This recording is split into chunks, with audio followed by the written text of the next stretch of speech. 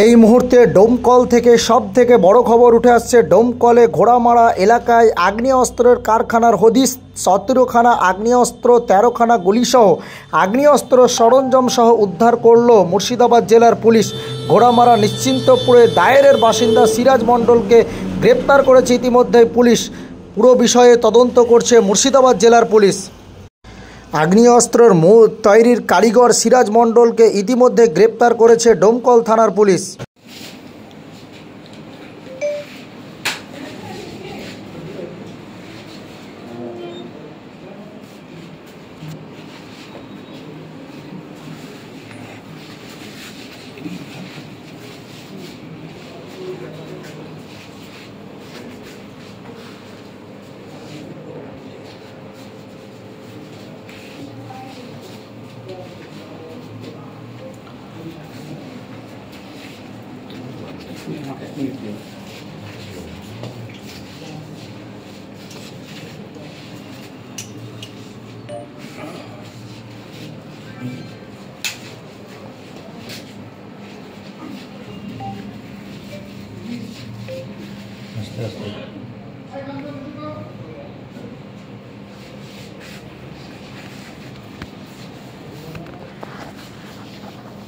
हाँ ठीक है।